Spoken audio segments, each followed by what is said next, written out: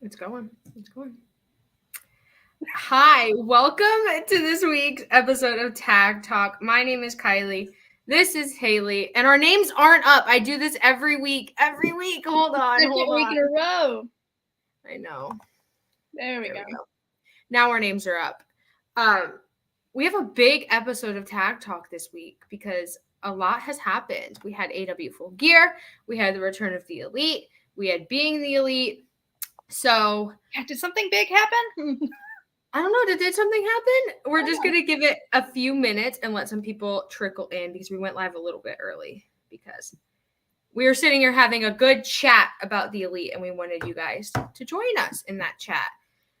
So thank you so much for joining us. I'm wearing my AEW beanie, my Full Gear shirt because I don't know if you can tell, I'm not at my house. I am still in a hotel room. So we're doing Tag Talk Travel Edition, Tag Talk on the road. Haley also has a new setting. Haley, what are you doing over there? This is, I don't know. It's a new room. I figured I've upgraded from my bedroom floor. Really, my Christmas tree is in the way, and I wanted to start filming in this little office space. So we're upgrading, And I got my Bucks shirt on because I thought it was appropriate. I was gonna wear my All Out shirt, but I thought we would be clashing, so I was like, let me not do that.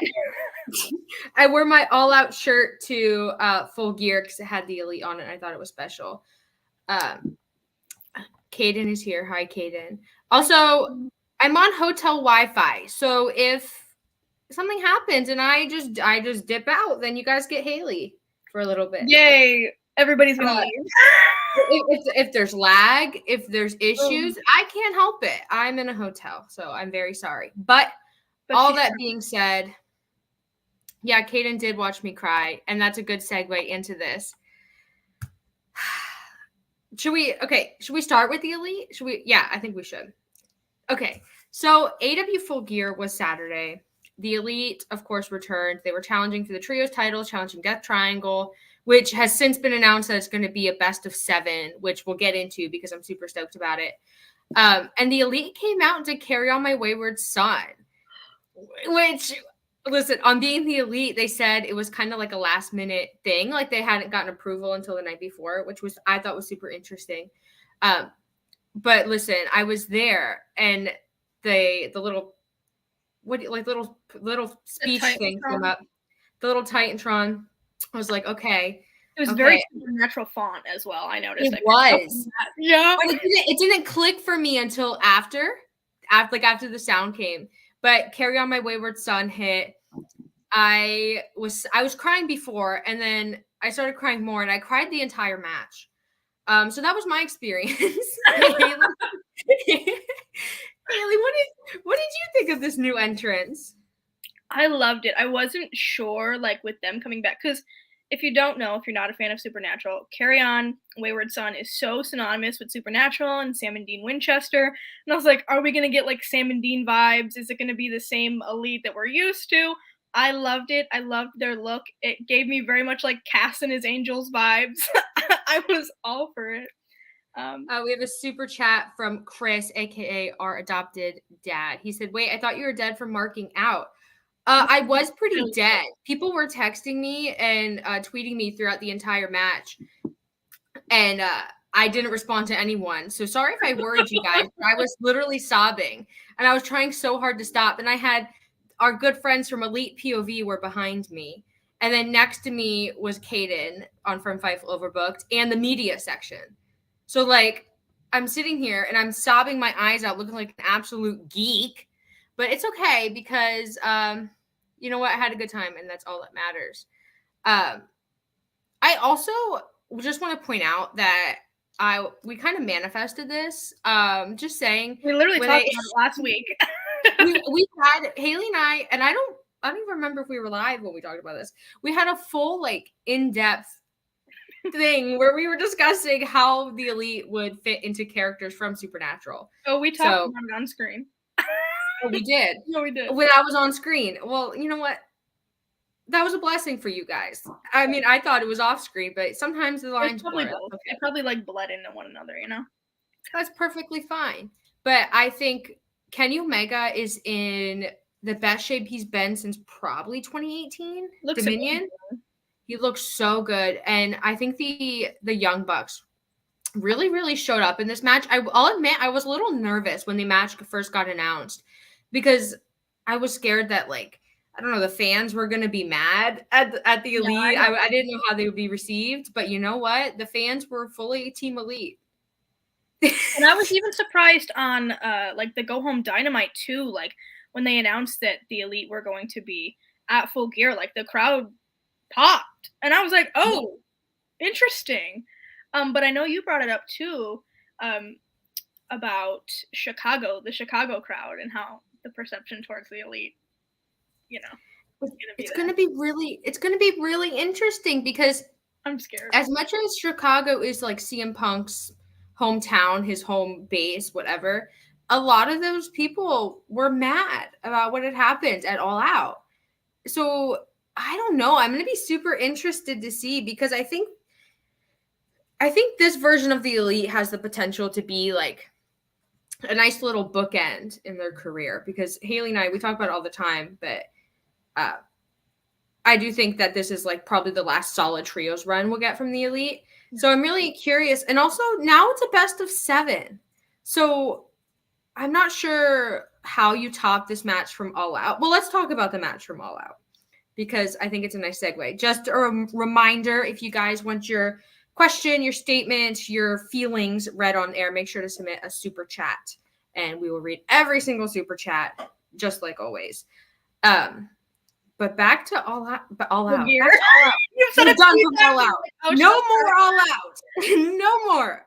We are moving on. We are at Full Gear.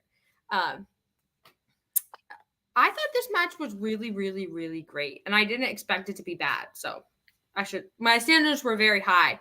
I thought every time the Elite went into like one of their classic spots or their classic moves, I cried harder because I was like, we finally, like, we still get to have this. We still get to have this. But I was thoroughly impressed with the match, even though I had high standards to begin with.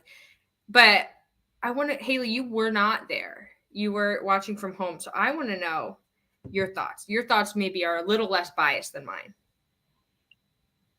Not much, I don't think. I love this match.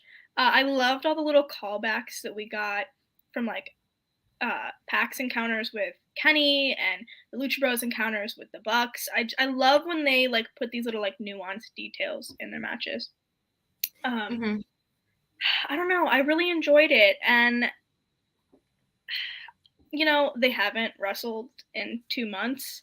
Kenny had only been back 3 weeks, so I wasn't really sure what it was going to look like. But to be honest, like they wrestled like they've taken no time off. Like they looked great. No, I definitely agree. And I think the dynamic between Death Triangle and the Elite, I was surprised that the Elite didn't win this one. I really expected them to. But then again, you know, they're setting up the best of 7, which I fully understand now. I was like, when it happened, I was like, okay, I'm disappointed. But I'm going to let it play out. And I did. And we got the best of 7. But I really, like you said, I like the callbacks to their old matches, their singles and tag team matches. And I think we're going to see more of that through the best of 7.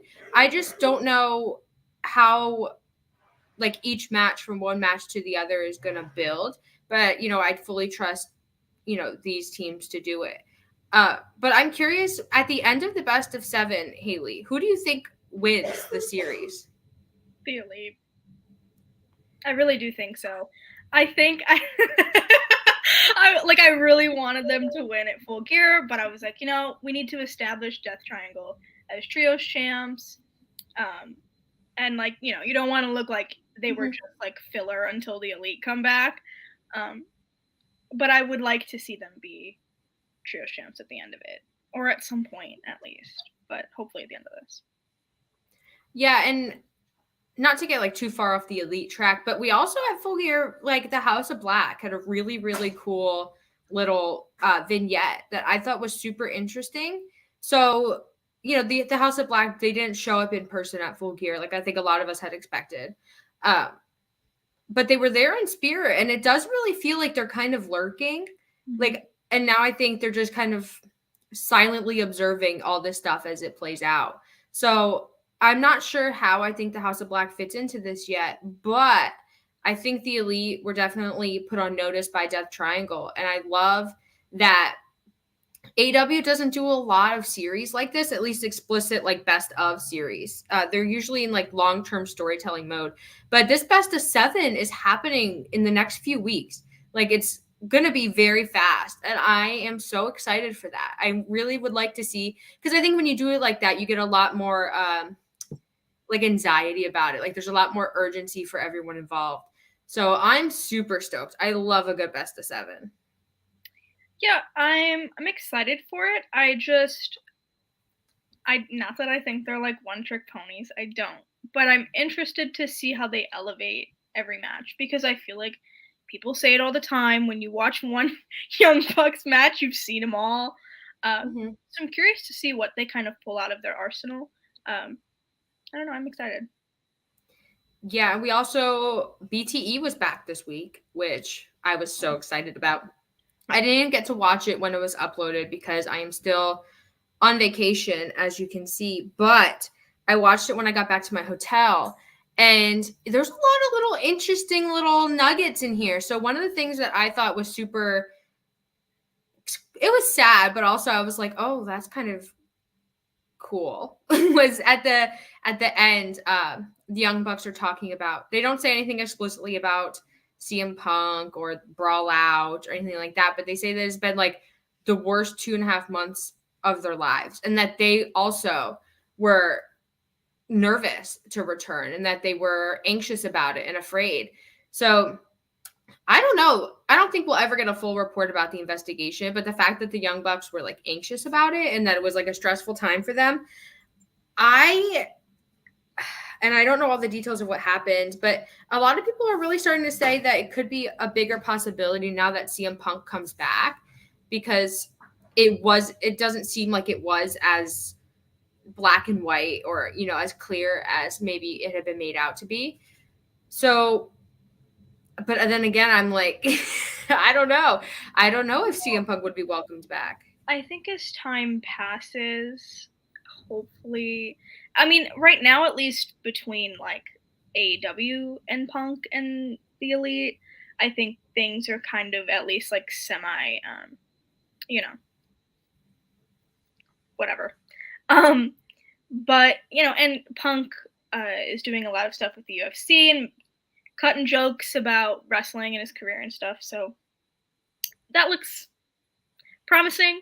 But yeah, the crowd reception I'm nervous about. Obviously, we got the, FCM Punk chants, which we're on BTE. Yeah, and on BTE, cut in with the music, the shade, the pettiness. Thank you, Brandon Cutler. Yeah, so basically, and then they were playing a song that was basically like, I'm tired of fake people. That was basically the message of the song. And the music fades out. It's FCM Punk, and then we get back to the music. And I didn't know that until this afternoon, that this caused a lot of tension on wrestling Twitter. Oh, yeah. People were very mad about it. They were like, well, they're just proving CM Punk's point that they're childish, they're annoying, whatever.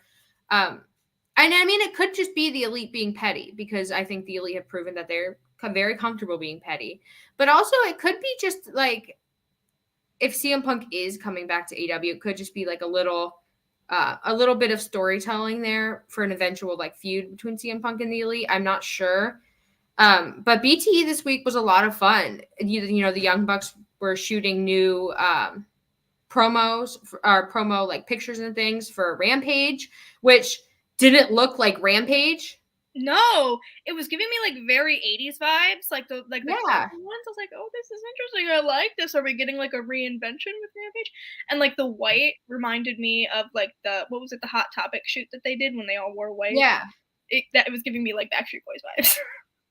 So like, I don't know then if Rampage is getting a revamp or if this is just like a cool little thing for like a commercial or something. But you could also see Mox getting new pictures behind them at one point. So I don't know. I guess everybody's just getting new pictures.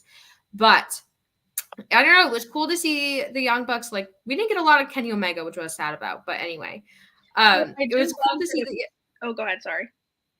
I was just gonna say it was cool to see the Young Bucks like back in the groove, like as full-time talent. I don't know. I thought that I don't know. I guess it didn't seem real to me until BTE. Yeah. I love that we kind of got like callbacks to like the old vlogs. I love when they do like just vlog style, like casual type of content. They just looked in such great spirits. They look so happy. I'm happy to have them back. I know Kiley's happy to have them back. We're all happy to have the Elite back. Just a good time, you know? Yeah, and I don't know if I said, but I also think the Elite are going to win the best of 7, and I think they're going to go on to wrestle House of Black, maybe for Revolution or something like that. Yeah, that's what I thought too. I think that's definitely the angle. It's weird how the Dark Order like fits into that because Dark Order was also on BTE. Not sure where we're going with that. I don't know. I'm not sure where Hangman stands, but regardless, the match at Full Gear was really, really good. And Kenny Omega does look like he's wrestling in a way, the way he used to wrestle in New Japan, not as, and it seems silly to say it, but not as safe as he's wrestled in AEW. So I'm super into that. And I think this whole Carry On My Wayward Son thing, I don't know. There's like a lot of artistry there. So I'm super happy about it. I agree. So should we talk about the rest of Full Gear? Because Full Gear, I thought at least, was a fantastic show. I really, really liked this show. Yeah, I haven't been super engaged with an AEW pay-per-view since, honestly, Forbidden Door. I thought that was really, like, at the time, their best pay-per-view that they've done this year. All Out, I don't know, it just kind of got soured for me, but they had a chance to kind of redeem themselves and make fresh stories and just start new, and I think that they really did that. A lot of, like, the OG AEW talent got well-deserved wins here. You know, we saw the Pillars showcased. The women's matches were incredible. So I'm really happy. But yeah, we did get some tag action outside of the trios. Yes. And I just want to say it really, to me, it felt like this pay-per-view fixed a lot of the issues that were created from All Out. Yeah. And it did feel like the start of a new era with MJF and Jamie Hayter and the Acclaimed retaining. And I just thought it was great top to bottom. I was really into every match. And so let's talk about the Acclaimed. I mentioned the Acclaimed. Let's talk about the Acclaimed. This match, I thought it was a good match. I think every match with the Acclaimed and Swerve in Our Glory is going to be good. But, of course, the big story coming out of this match is the breakup of Swerve in Our Glory. Yeah. So the Acclaimed, they didn't have Daddy Ass, which was sad, but expected. But maybe Daddy Ass will come back at some point. I hope he does. But it was a decent match. I thought both teams did great. There was nothing really that stood out to me as, like, absolute stellar work. But I think Keith Lee sort of getting mad at Swerve and walking off and just standing at the ramp and watching Swerve lose. That was interesting because when I envisioned Swerve in Our Glory breaking up, to me, I always thought that Swerve would attack Lee or would cause Lee to lose or like something along those lines. But Lee just walking off, that's really interesting. I felt the same. I thought kind of the circumstances surrounding it too, like how it was done was really interesting.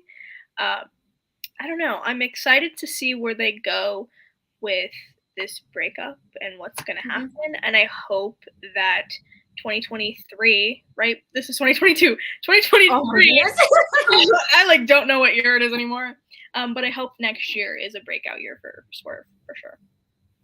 I hope so. I think Swerve is so talented. And I think AEW has a lot of young, happy-go-lucky baby faces who would do really well in a program with Swerve, who's like this dastardly heel. So I'm really excited about that. I think the Acclaimed are going to probably go to FTR and like have a good feud there. But being like watching the Acclaimed in this match, they're still as over as they were at All Out. So I don't know when the Acclaimed train is stopping. I don't know. But AEW needs to capitalize on it. Acclaim, man. Yeah. AEW really needs to capitalize on it. And I think they are going to, at least from this match, it seems like they're going to. And so I'm like thinking about Acclaimed and FTR. Now I'm torn. Because you're a big FTR fan too. I am. And FTR not being on this pay-per-view is kind of a slap in the face. But anyway, I think Ryan with the super chat. Oh no. Ryan says, "Oh, there is a joke." Okay. Okay. He says, "Can't watch live, but wanted to send my support via dad joke. Why don't eggs tell jokes? They'd crack each other up." Love that. Thank you, Ryan. So good. Thank you, Ryan, for that joke. They're always the best part of the episodes.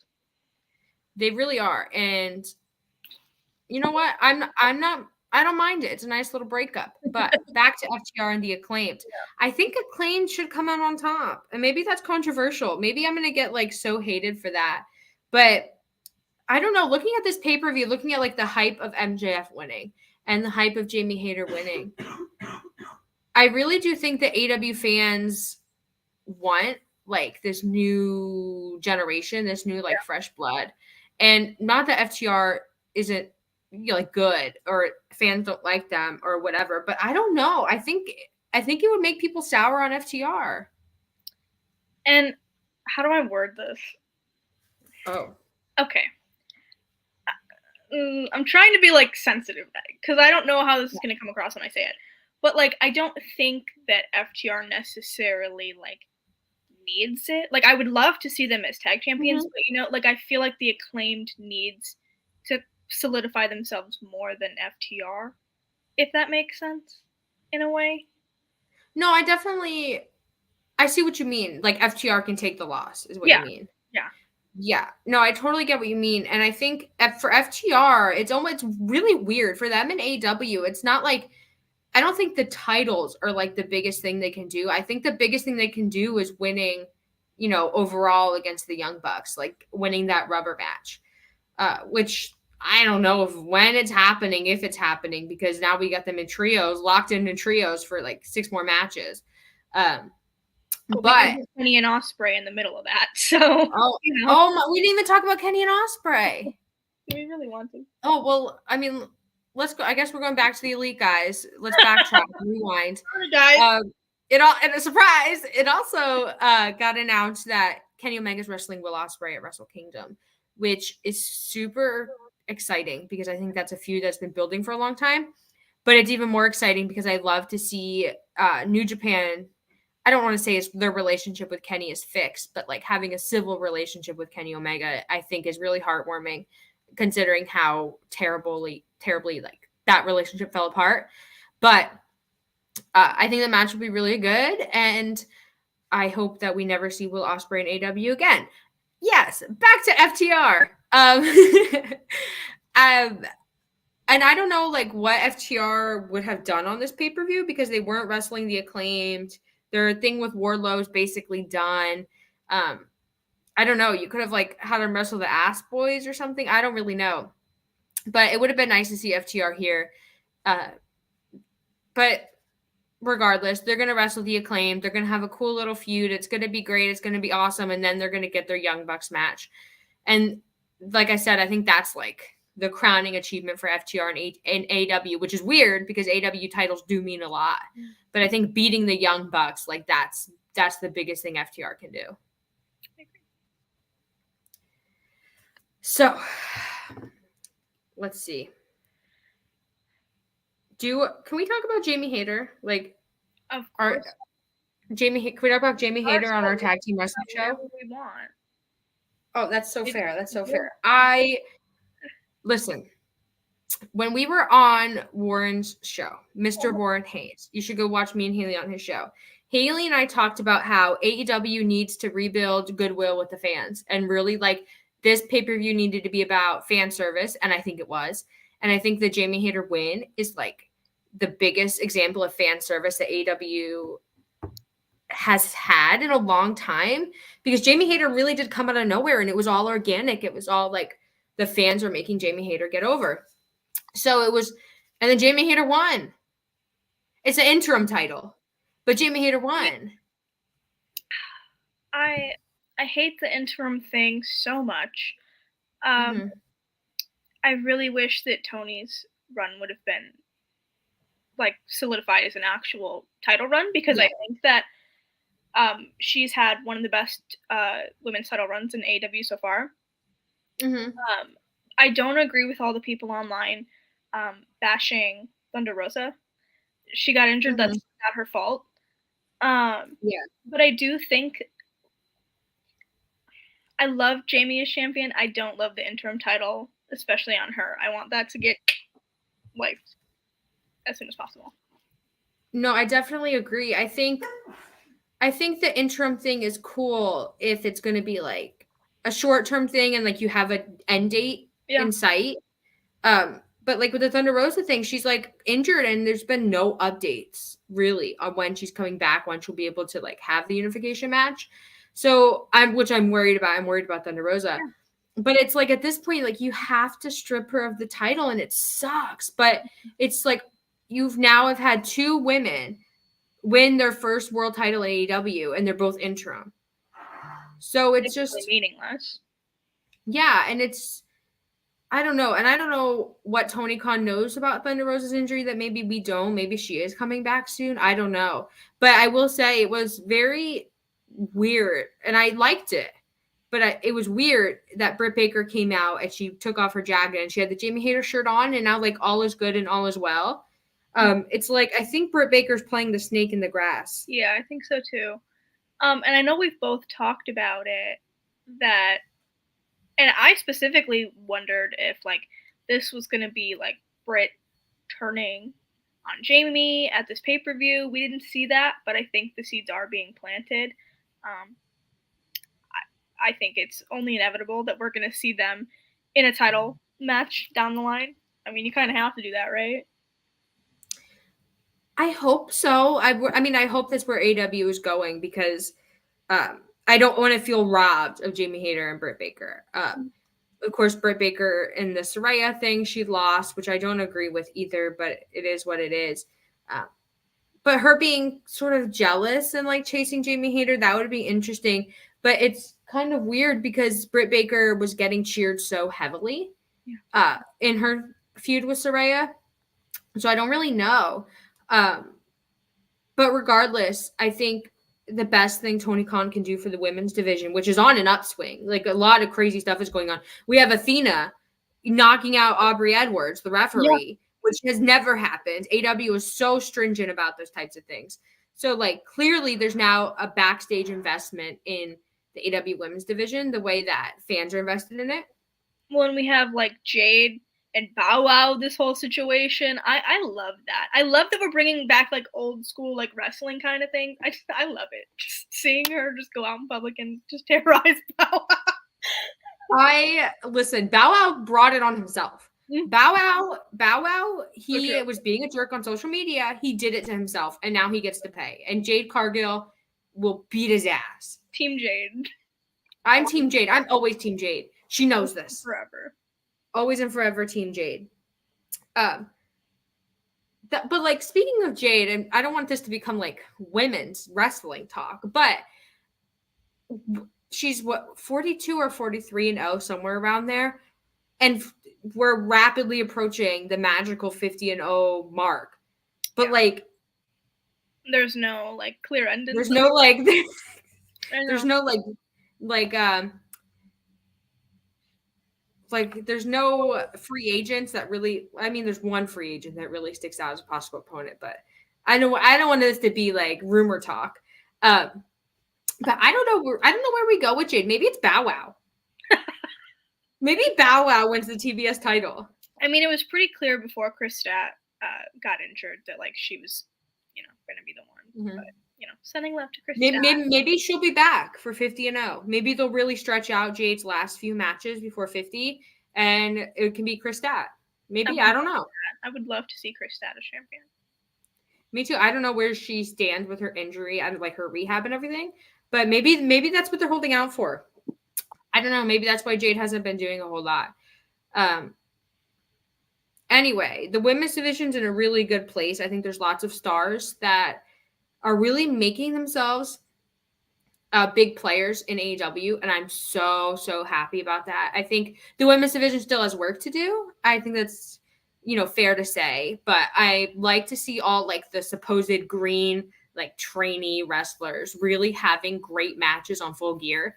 I loved that.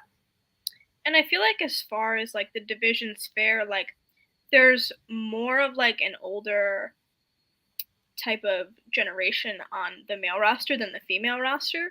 So yeah, we're definitely going to have them a lot, like the heavy hitters in the women's division. They're a lot longer than we are with the men. So I'm excited to see it grow. There's a lot of potential and a lot of opportunity. I 100% agree. So we had some other tag matches on Full Gear, which none of them really they stood out to me for different reasons. But on the let's start on the for good reasons though. on the 0 hour, which is what it's now called, not the buy-in, whatever. Best Friends versus the Factory, but like the big highlight of this is Danhausen. Yeah, so Danhausen. Danhausen. Yeah, in AEW though, he's been kind of the goofy little like emo friend of Best Friends. He's just kind of been lurking around. Hookhausen that happened for a minute, and I thought that was really cool, but I don't know where we stand with Hookhausen now. I would like to see Hook like save Danhausen from his evilness, but that's what I would book Tony Khan if you're watching.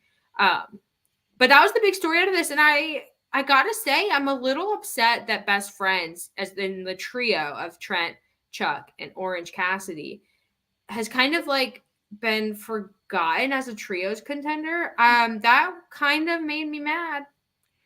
Not gonna lie, poor Rocky. I know. Especially with OC as the All Atlantic champion, I feel like just putting some titles on the rest of Best Friends, like drip them in gold. Why not? Why haven't we done it? Why not? Why? What are we holding for? Yeah, it was a little funny to see Orange Cassidy talking to Jake Hager. I love that Jake Hager's thing now is not that he's like this tough MMA guy. It's that he's a big dumb idiot. And everyone knows he's a big dumb idiot except for Jake Hager because that's real life. And it's really like Himbo vibes, but like yeah, art imitates reality, and that's where we're at. But as far as Best Friends versus a Factory, I think the Factory, I don't know what its purpose is now, because it was like the anti-Cody squad, and now Cody's not there, so now it's just kind of like a group of like guys. Mm-hmm. I don't know. I mean, I would like to do that should be their name. Like the group of guys, the guys who just like wrestle on Dark and job to everyone, which sucks because I think they're all talented. Yeah. I think QT being the most over of them all is a little problematic because it's QT Marshall. But I will say Best Friends did great in this match, and I'm excited for Evil Danhausen. I don't know where they're going to go with him, like if he's going to turn on Best Friends, if he's going to turn on Hook, I don't know what he's going to do, but I'm into it. I think Danhausen is Evil Danhausen. I like to see AEW investing, especially like the last month or two, really investing in character changes for wrestlers and like embracing the creativity of it all. And I like that Danhausen now isn't just going to be a geek that like follows Best Friends around and like runs around and curses people. So I'm excited about that. Me too. I've been following Danhausen for a long time. And he's a great wrestler, and it kind of frustrates me a bit that we haven't seen more of what he's capable of. So I hope that this kind of new direction for him, we can see that on TV more. Yeah, just a reminder, guys, if you want your question or your comment or your thingy read on air, submit a super chat, and we'll read every single super chat. We're just talking about Full Gear, just having a good time in case you just joined, where it's real casual. I'm in a hotel. My Wi-Fi sucks. I'm sorry. It's really not that bad. Like, is it? No, it's pretty smooth on mine. Wow. Oh, we got a super chat. Graham says Danhausen is the Tooth Fairy. Print money. The teeth. I was surprised at how many AW fans knew about like the teeth and like the dark side of Danhausen gimmick, like all the things that go into that. But they did. The crowd was so into the teeth. My favorite part of Danhausen is the teeth. Like, you can't have Danhausen without the teeth. I'm so happy we're kind of getting that back. And I was super into it because AEW does a lot of blood and they do a lot of like gory stuff, scary stuff. But as far as the teeth, I didn't know if AEW fans would think it was like hokey or like out of place or like Britt Baker-ish. But I don't know. They were into it and I'm into it. So shout out to Danhausen. Reinvent yourself. Listen, you know what? Now I want a team up between Britt and Danhausen. What would they be called? I don't know. That's a good question. I don't know. What would you call them? Dr. Teeth. DM Danhausen? DM Danhausen. Perfect. Maybe? Perfect. Fits. It fits. Oh, okay. People, top teeth, Teethhausen. Chat. Good ideas. I think we can make it happen. I think we break up Britt Baker and Jamie Hayter, and then she chases Danhausen. Or we could do a story. Danhausen has the teeth because he stole them from Dr. Britt Baker, DMD. Listen. I think it'd be good. It'd be good television. It would. Tony? Wow. We can no longer be trusted to do shows at night. We have the worst ideas. I think if we had a wrestling promotion, we would have a good fan base. I think we attract a lot of people. We do, with our weird ideas. Another weird idea, Darby Allin and Sting versus Jeff Jarrett and Jay Lethal. What a weird idea this match was. What a weird little thing that they just put in on this show. I mentioned last week that I thought Darby Allin was in need of a character refresh, kind of like Danhausen, just something like to spice him up because I think fans are getting a little bored of him and like this Sting thing. And we didn't get that. He's still Darby, I'm willing to die for anything, but also I'm the ultimate good guy who does no wrong ever in my whole entire life. And here's my dad's Sting, and he's the same way. And we're wrestling Jeff Jarrett and Jay Lethal, who are bad guys and do all the bad things. And nobody likes them, not because they're good bad guys, but because they're wickedly annoying. So, listen, before this match, I went to get a Gatorade because my blood sugar was low. Wait. And I came back, and I wished I hadn't come back. Huh? You left in the middle of a match? How could you do that? You know what? Man. There were no women in the ring, so I feel like it was okay. Okay. Yeah, we only leave when the women are in the ring. Yes. But I don't know. I'm like, I don't like Jay Lethal, first of all. Let's get that out of the way. I think Jay Lethal is inarguably one of the worst things in AEW.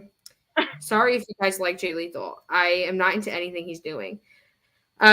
Jeff Jarrett was cool. I liked the guitar spot where he hits Darby with the guitar really hard. I thought that was cool. The guitar shattered into like a million pieces. So that was really cool to see.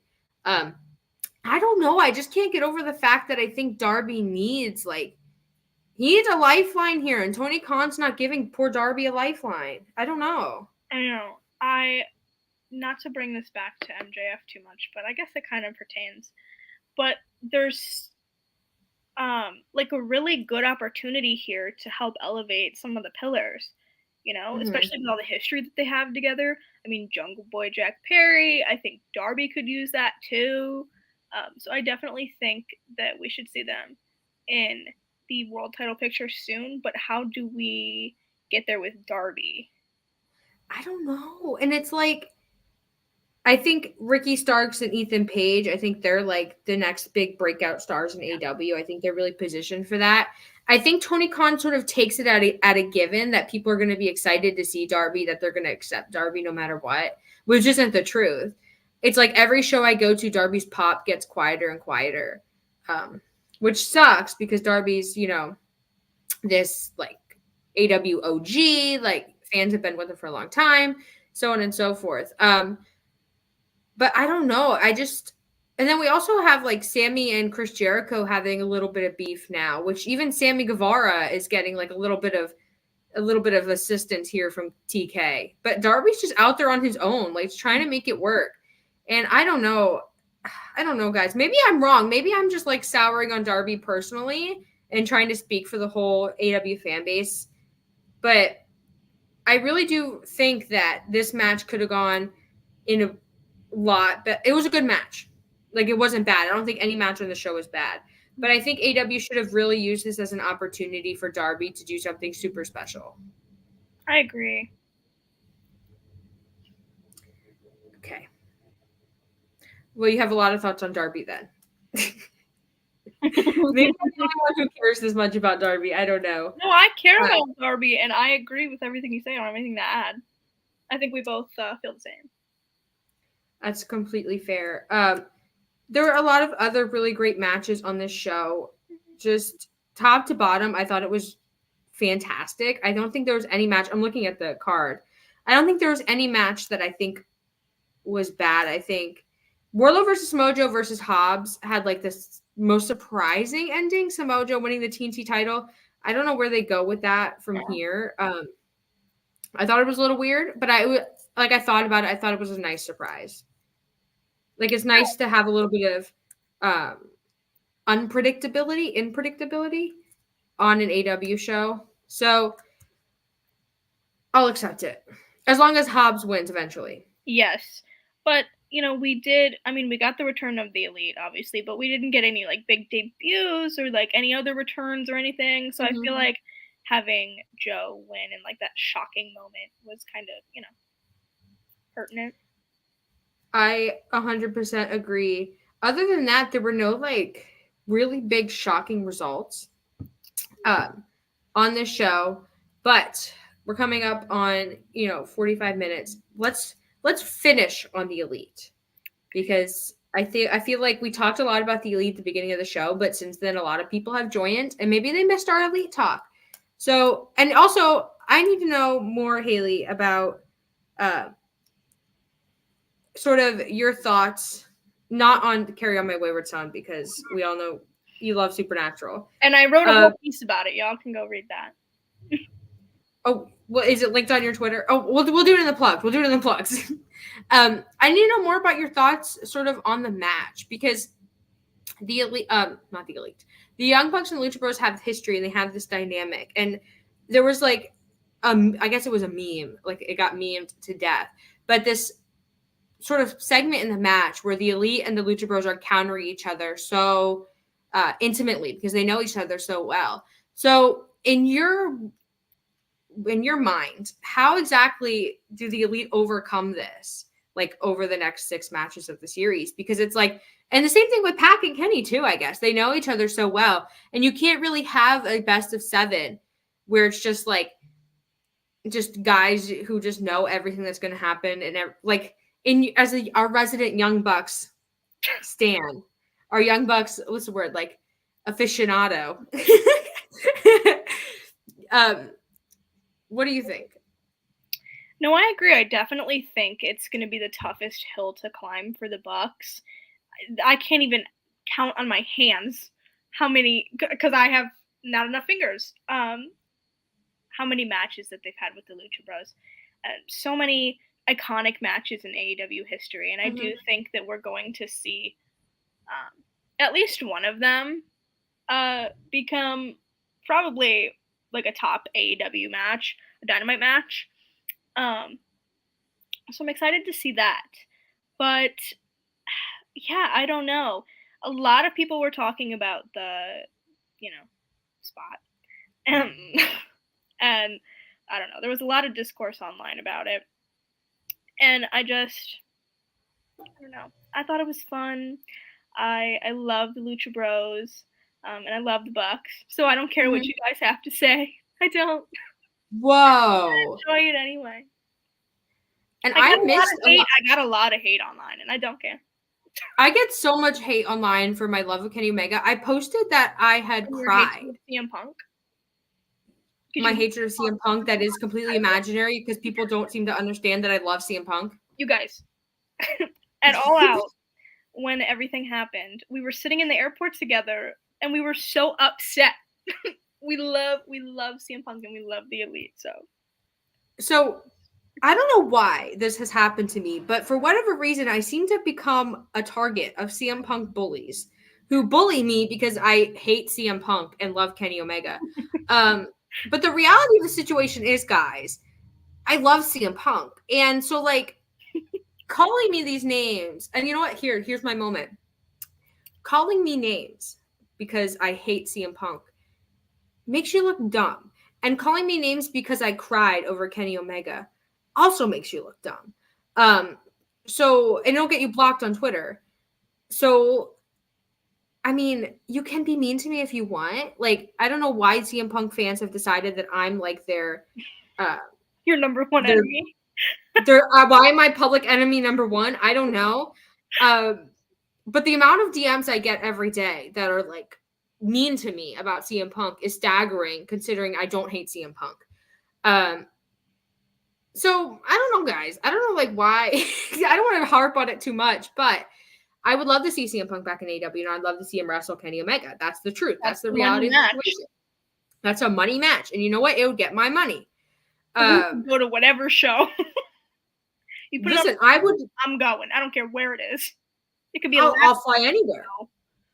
I'll fly anywhere. I have a credit card. I'll put it to good use. Period. But I think the Elite. I don't know. I know the Elite are petty, and I know they like to do these things. But the way that CM Punk is kind of still being mentioned and referenced in AEW does make me think that CM Punk. No, doesn't CM. It makes me think that AEW is leaving the door open for a CM Punk return. Maybe in case things are smoothed over. Maybe things are smoothed over. I don't know. But I thought BTE was really interesting. I liked seeing the Dark Order on BTE, as always. I like seeing the Dark Order be relevant. And I don't know where we go from here. Presuming the Elite win the best of 7, they become trios champions, they face House of Black. And then I'm presuming they break up as trios. I don't know. But Full Gear really, like, as overall as a pay-per-view, I think it really, fixed the issues after All Out and, like, a lot of the issues we had on TV. And I also think it really opened up a lot of new storylines, like story pathways in the tag division, in the women's division, the singles division, in ROH, and all these places in AEW. And it finally feels like we're back to AEW. And I don't think it's a coincidence that we feel that way when the Elite return. That's my closing thought, I guess. Yeah, I love that it feels like old AEW again. Like, all of these new people have come into the company, but I feel like we're finally starting to get back to the roots of AEW and what AEW is about and what the fans want. And Tony's always been good about listening to the fans, so. Yeah, and I think AEW's, new communication structure is finally paying off, like all the people that got promoted and everything. So I'm really excited for 2023 for AEW. Please don't send me unsolicited DMs about Will Ospreay. Or any unsolicited DMs, period. Don't send me any unsolicited DMs. And I don't know what it is. Haley doesn't get these DMs. It's just me. My DMs are turned off. So are mine. And my replies are limited, so I don't see anything from anyone ever. Well, I don't see any replies, but then what happens is I have really good friends who let me know that these replies are there. And I love you guys for that. Because I do like to fight on Twitter. I think that's just, I think everyone knows that. But the DMs go in like my message requests, and I check them because sometimes people who are important end up in there, and I need to know what they're saying. But it's always like I don't want to harp on it. But anyway, I thought Full Gear was a 5 out of 5 show. I really, really liked the show. I really, really liked the shock and awe of it. I like the spectacle of it. I think this is AEW at AEW's best. And I don't know. I'm trying to think, like, thinking back to Revolution and Double or Nothing of this year. Because I think we can all agree All Out sucked. By AEW standards. And excluding Brawl Out. I think this might be AEW's best show of the year if we take out Forbidden Door, if we look at just the big four. So, I really liked the show. I hope everyone watching really liked this show. Haley, where can the people find you? Okay. Get ready because it's going to be a long one today. You guys can follow me on Twitter, Haley, at HaleyAnn_. People are talking about Hive Social. I don't know. I may or may not join that. I don't know. But you guys can follow me on Twitter to find out if I move, when I make the move, whatever. You guys can also check out my Substack. I talked about it a little bit earlier. I just published a piece about the Elite using Carry On My Wayward Son. I'm a big Supernatural fan. Obviously, we've talked about it endlessly. But you can subscribe to that. It's called Wrestling Muse. It's linked on my Twitter. Also, I never plug myself, but I'm going to because I want you guys to go and support other people in the LGBTQ plus community. The QWI Awards, the official ballot just went live today, and I am nominated for journalist / writer of the year. I'm in very good company. I love everybody that is nominated with me. A lot of good wrestlers and refs and just personalities in the scene. So definitely go vote in that and check that out. Yes, you guys definitely should, because I think it's important that we have an inclusive wrestling community, especially online, because my God. But you can find me on Twitter at Fuller_Kiley. I post everything I'm doing there. I have a Hive. It's at Kiley Fuller. I have 76 followers. That makes me Hive royalty at this point, because Hive is, I don't know, wrestling Twitter is like all there is on Hive. It's the weirdest thing in the world. But I'm on Hive. If something happens to Twitter, or if Elon kills my Twitter, because I'm getting in a lot of Twitter trouble recently, you can find me on Hive, I guess. I guess that's where you can find me. Stop trying to follow me on Instagram, because it's not going to happen. You can see us. Normally, we're at Tech Talk is at 3 p.m. on Fightful Overbooked on Mondays. But like I said, I'm here not in my house, so it couldn't happen then. But we made it work. So normally 3 p.m. Fightful Overbooked. You can also see us. I'm trying to remember all the plugs. My brain is fried. So many. At Romanticized Wrestling. Me, Haley, our friend Kyle, maybe some other people in the future, talking all about stories in wrestling, cool things in wrestling, XYZ. Follow that on Twitter at Romantic Wrestle. If you're watching this after we go live, like this video, comment below. Let us know your thoughts, because even if you're not watching live, I still care what you think, and I want to know. And we still read the comments. So. We still read the comments. Just don't comment anything mean. That's just my fair warning to you. Spots. None. Stop it. And also, stop. If you're misogynistic, why are you watching our show? Yeah, why are you watching two women talk about wrestling then? Go away. Your comments just get deleted. Please be productive with your time. We think it's funny, but yeah, they do get deleted. They do. So anyway, subscribe to Fightful Overbooked. Go watch all the content on there. Fightful Overbooked is putting out a lot of great content, and there's a lot of great people here. So go check all of that out, because I think Fightful Overbooked is, maybe I'm biased, but my favorite thing in wrestling media. Mike from Indeed says, so happy I finally got to watch a live episode. Y'all effing rule. Thank you for coming to watch a live episode. I thought, like, when we changed it to 7, I was like, oh, so many more people are going to be off work and they're going to be able to come for the first time. So I'm glad that was the case. And thank you. Right before Raw, too. Yeah, right before Raw. I'm trying to wrap this up before Raw so y'all can go enjoy that magic show. That was so mean. I'm so sorry. I'm not a WWE hater either, by the way. I don't know how I got that label. Twitter just doesn't like me, and I think it's because of Elon. Regardless, thank you guys so much for watching. If you're watching this after the fact, go interact with us on Twitter and on Hive, because we I want to know what you guys are doing, and I want to know what you're thinking. I did all the plugs. Fightful Overbooked, Miranda Size, me, yes. Tag Talk, it will be next week at 3 p.m. on Fightful Overbooked. Same time as always. We'll probably talk about WWE on that show. So if you're into WWE, we'll have some WWE there for you. Wow. So, and AEW, but WWE. So, see you guys next week.